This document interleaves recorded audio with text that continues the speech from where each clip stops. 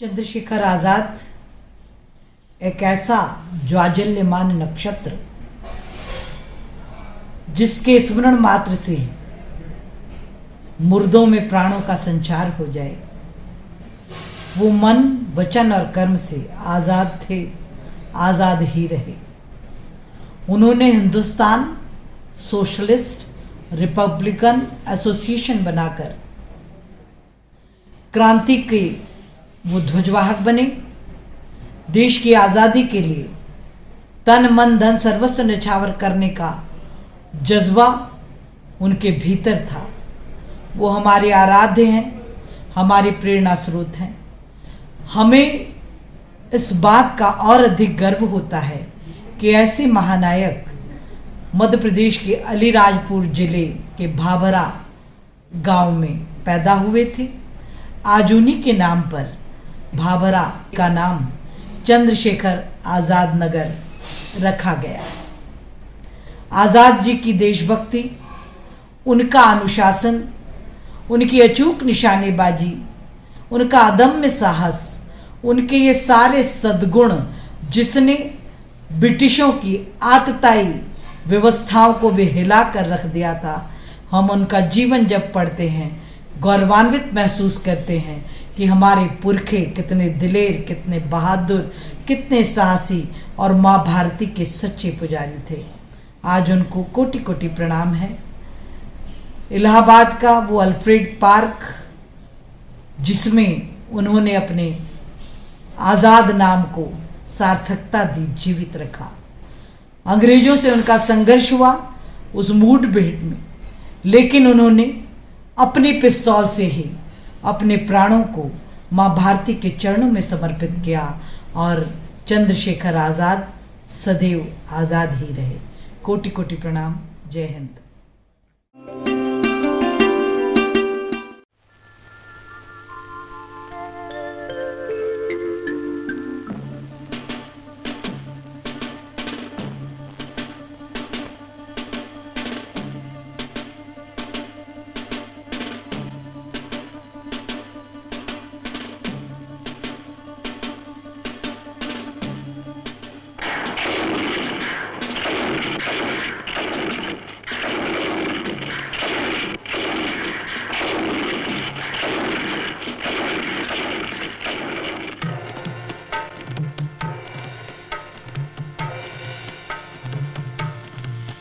मेरी जान रहे, मेरा सर न रहे, सामान रहे, नए साज रहे, वक्त हिंद मेरा। वे दिन थे जांबाजी के, शहादत और बलिदान के। इलाहाबाद में देश की धरती को लहू का तिलक करने वाले चंद्रशेखर आजाद का जन्म मध्य प्रदेश के झाबुआ जिले में एक छोटे से गांव भाभरा में हुआ।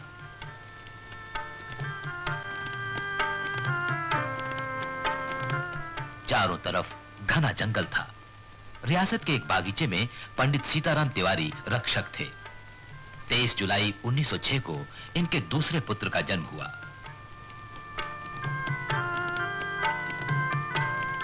मां जगरानी देवी ने इसका नाम रखा चंद्रशेखर।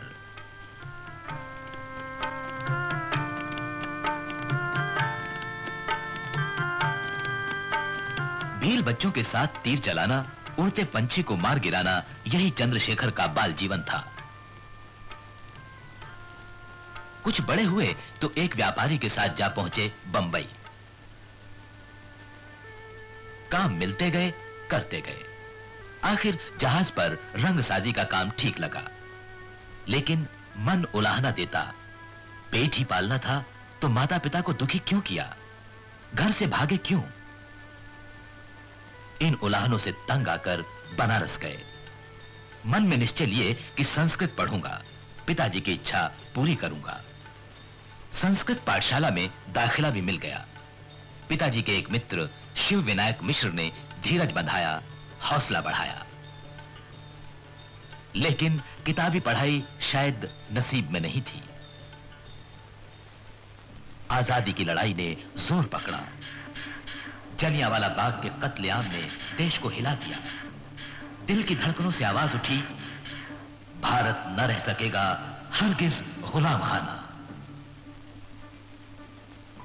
चरखा आजादी का प्रतीक बन गया और चंद्रशेखर ने स्वतंत्रता संग्राम में पहला कदम रखा।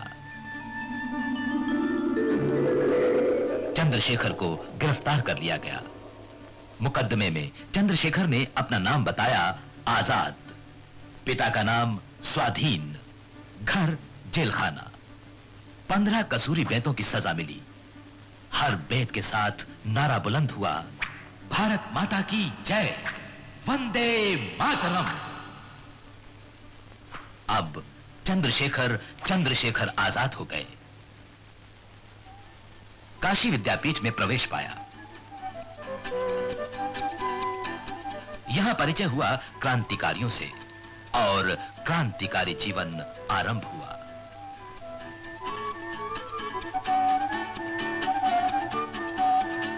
राम प्रसाद बिस्मिल के नेतृत्व में काकोरी स्टेशन के पास रेलगाड़ी से सरकारी खजाना लूटने की योजना बनाई गई। चंद्रशेखर आजाद इसमें शामिल थे।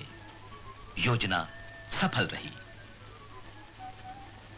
आजाद के एक सहयोगी सदाशिवराव मलकापुरकर कहते हैं, काकोरी स्टेशन पर रामप्रसाद बिस्मिल के नेतृत्व में 10 हमारे देशभक्तों ने रेल से खजाना लूट लिया। ये घटना 9 अगस्त सन 1925 की है। यही है वो जगह जहां खजाना लूटा गया।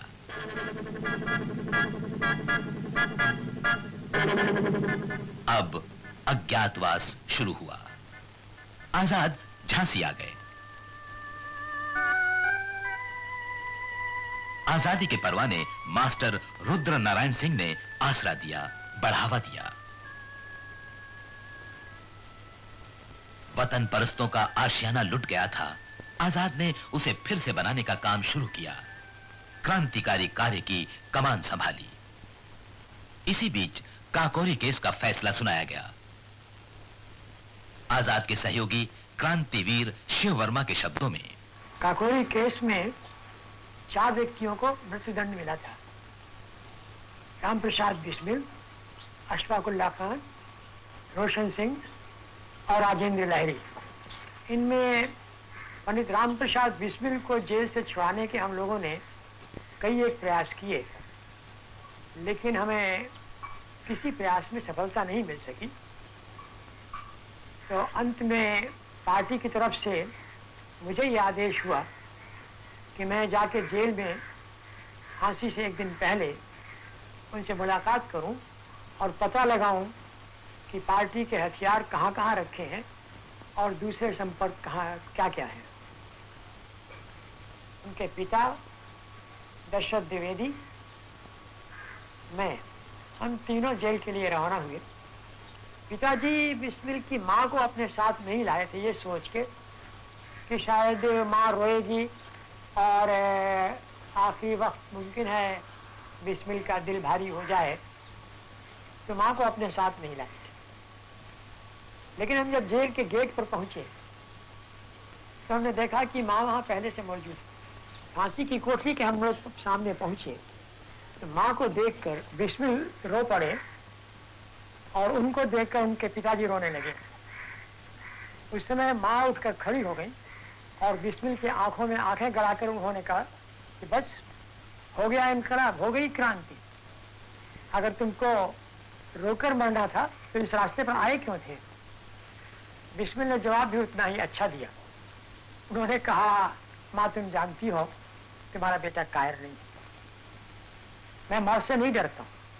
ये आंसू इस बात के हैं कि शायद मुझे दोबारा तुम्हारी जैसी माँ नहीं मिलेगी, तुम्हारी गोद नहीं मिलेगी।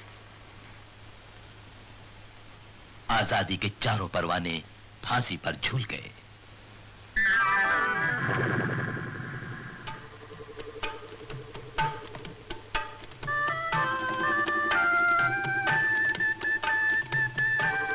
झांसी में पुलिस की सरगर्मियां बढ़ी तो आजाद के लिए पास ही सातार नदी के तट पर रहने का इंतजाम किया गया। यहां वे हरिशंकर ब्रह्मचारी के रूप में रहे।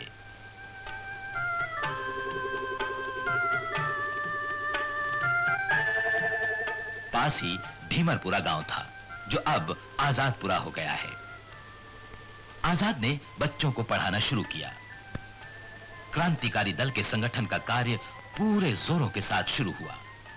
मास्टर रुद्र नारायण नौजवानों को सातार तट पर भेजते थे।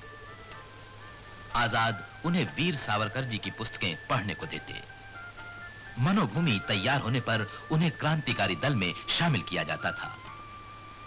झांसी ने आजाद को 3 अनन्य साथी दिए, विश्वनाथ वैशंपायन, सदाशिव मलकापुरकर और भगवान दास माहौर। इनका एक ही अरमान था, एक ही तमन्ना, मेरे शोणित की लाली से कुछ तो लाल धरा होगी ही। बजरंगबली की इस मढ़िया से क्रांतिकारी संगठन की जड़ें पूरे उत्तर भारत से महाराष्ट्र तक पहुंची।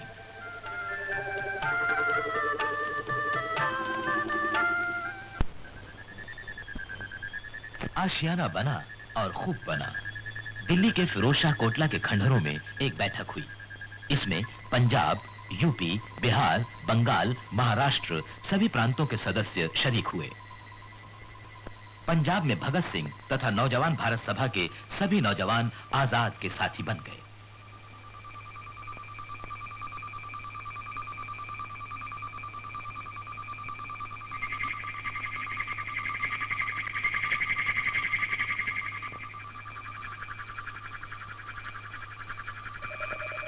भगत सिंह के आग्रह पर समाजवाद को लक्ष्य माना गया और दल का नाम हुआ हिंदुस्तान सोशलिस्ट रिपब्लिकन एसोसिएशन। दल की कार्यकारिणी समिति बनाई गई।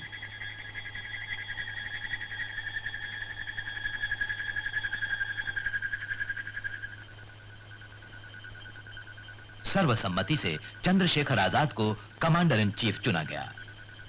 धन जुटाया गया, हथियार आए, बम बनने लगे। सरफरोशों के दिल बेताब थे। जिस साम्राज्य पर कभी सूर्य अस्त नहीं होता था, उसकी नींवें हिलाने के लिए इंतजार था बस मौके का।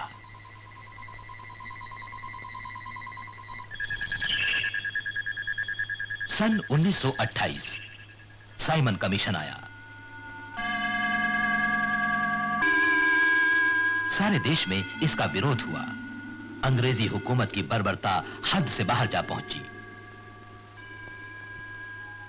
जब साइमन कमीशन लाहौर पहुंचा, तब नौजवान भारत सभा के युवक भगत सिंह, भगवती चरण वोरा, सुखदेव आदि ने विराट जुलूस निकाला। जुलूस का नेतृत्व कर रहे थे पंजाब केसरी लाला लाजपत राय। पुलिस ने जुलूस पर इस बेरहमी के साथ लाठियां चलाईं कि भस्मासुर भी शर्मा जाता। लाला जी बुरी तरह घायल हो गए। कुछ ही दिनों बाद उनका देहांत हो गया।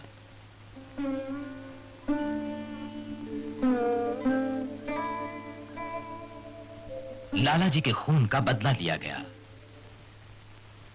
17 दिसंबर 1928 के दिन जैसे ही सैंडर्स मोटरसाइकिल पर कोतवाली से बाहर आया, जयगोपाल ने इशारा किया और राजगुरु ने आगे बढ़कर उस पर पहला फायर किया। उसके बाद भगत सिंह और राजगुरु दोनों ने अपने पिस्तौल उसके ऊपर खाली कर दिए। वहाँ से उनको डीएवी कॉलेज के छात्रावास की तरफ जाना था। जैसे ही वो उस तरफ चलने लगे तो चनन सिंह नाम के एक हवलदार ने इनका पीछा किया। अगर वो चाहता तो राजगुरु को पकड़ सकता था, लेकिन उसने राजगुरु को न पकड़कर भगत सिंह को पकड़ना ही ठीक समझा। इस दौड़ में एक अवस्था ऐसी आई जब भगत सिंह आगे, चनन सिंह बीच में और राजगुरु पीछे हो गया। राजगुरु चाहता था कि चनन सिंह को पकड़े ताकि भगत सिंह को निकल जाने का मौका मिले। चनन सिंह हाथ बढ़ा रहा था भगत सिंह को पकड़ने के लिए। ऐसी स्थिति में डीएवी कॉलेज की दीवार पर बैठे हुए आजाद ने पहला फायर किया जो चनन सिंह के रान में लगा। चनन सिंह फिर भी दौड़ता गया। दूसरा फायर हुआ जो उसके पेट में लगा और चनन सिंह धराशायी हो गया। इस तरह से ये दोनों साथी आजाद की उस निशाने की वजह से सही सलामत वहां से बाहर हो सके।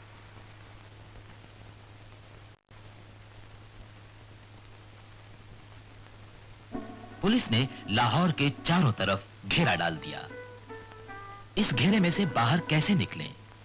भगवती चरण वोरा की पत्नी दुर्गा भाभी बताती हैं, साउंडर्स मर्डर के बाद रात को सुखदेव मेरे पास आए और उन्होंने कहा आपको कहीं बाहर जाना पड़े तो आप जा सकती हैं। मैंने कहा जा सकती हूँ। मुझे कुछ मालूम नहीं था कि क्या प्लान था और क्या हुआ, लेकिन मैं तैयार हो गई। रात को 10:30 बजे जब पुलिस वाले चले गए घर से, तब ये लोग आए, सुखदेव, भगत सिंह और राजगुरु। राजगुरु नौकर के वेश में थे, भगत सिंह साहब के वेश में थे, फेल्ट हैट एंड चेस्टर पहने हुए। तो सुबह पुलिस वालों के आने से पहले ही ट्रेन जाती थी, तो हमने मेम साहब का रूप बनाया, हाई हील का जूता पहना और कपड़े बढ़िया से बढ़िया, मुंह पर पाउडर पोता, और भगत सिंह दोस्त थाई साहब बना हुआ। उसने मेरे लड़के को बाएं हाथ से लिया, आधा मुंह ढक लिया और आधे मुंह पर उसने अपनी वो हैट लटका ली। इस तरीके से हम टांगे से सही सलामत स्टेशन पहुंचे।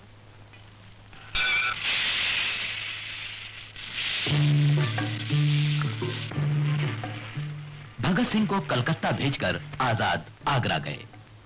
आगरा और ग्वालियर में मकान लिए गए। बम फैक्ट्रियां शुरू की गईं। ग्वालियर में बने 2 बम 8 अप्रैल 1929 को भगत सिंह और बटुकेश्वर दत्त द्वारा केंद्रीय असेंबली दिल्ली में फेंके गए। बम के साथ पर्चे फेंके गए। इनमें कहा गया था, पहरों को सुनाने के लिए धमाके की जरूरत होती है। सार्वजनिक सुरक्षा और औद्योगिक विवाद जैसे कानून दमन चक्र को और भी तेज कर रहे हैं। जनता को कुचला जा सकता है, लेकिन आजादी की भावना को कोई ताकत नहीं कुचल सकती। फिर धरपकड़ शुरू हुई। लाहौर और दिल्ली षड्यंत्र केस चले।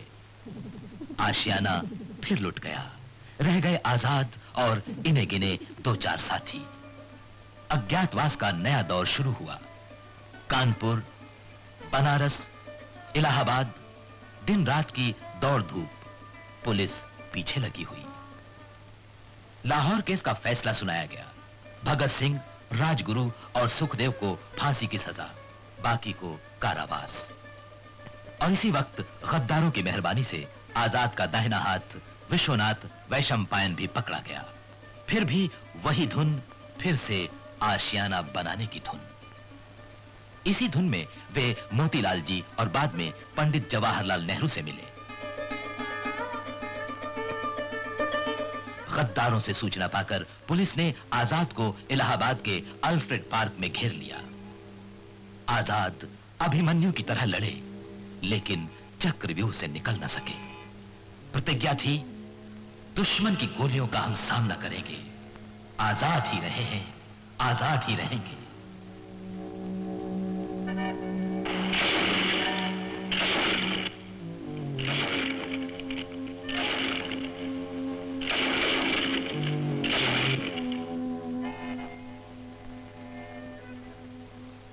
प्रतिज्ञा पूरी हुई। माता जगरानी देवी भाबरा में चंद्रशेखर के लौटने का इंतजार करती रहीं। 2 उंगलियां बांध रखी थीं। चंद्रशेखर से मिलन के बाद इन्हें खोलना था,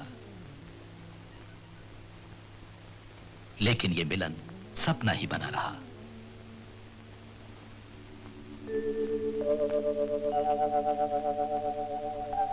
सेनानियों के सेनानी ने अपने प्राण देकर तरुणाई को प्राणवान बनाया। खुद अंधेरी राहों पर चलकर आजादी की राहें रोशन की। चंद्रशेखर आजाद जीवन भर आशियाना बनाते रहे। तोड़ने वाले तोड़ते रहे, लेकिन उनकी अमर शहादत ने जो आशियाना बनाया है, उसे कोई नहीं तोड़ सकता। वो कोटि कोटि भारतवासियों के कृतज्ञ हृदयों में सुरक्षित है। कौम के वास्ते ये जान जो मिट जाएगी, कौम के वास्ते ये जान जो मिट जाएगी, नाम चमकेगा मेरे बाद सितारा होकर, मर के भी दर्द न भारत का मिटेगा दिल से, खून तड़पेगा मेरा जोश से पारा हो